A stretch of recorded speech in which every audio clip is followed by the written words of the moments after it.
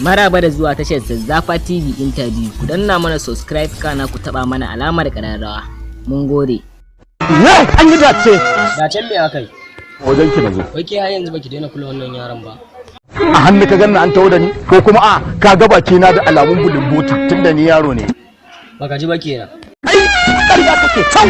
A lafiya da ni Allah ni nake yi a ce barnan motar. Sarki mai kani na ga mai sana'a yana ga abu da baka kalaman soyayya. Ka san kalmar da ta fita daga Kake wa tsaki ko da sarki kake? duk sati na kan yi wa kaina tsaki. To sai ni.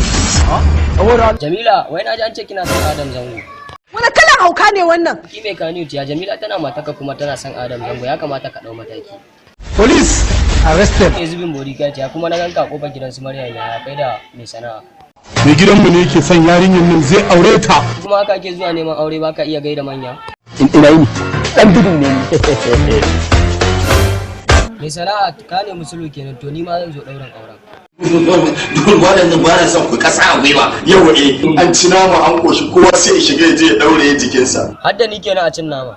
Shawara kuma ta rage ga mai shiga rijiya. Ko kun tara fitina. Mun gode da kallon tashar Zazzafa TV interview. Ku haɗu da mu a wani bidiyon na gaba.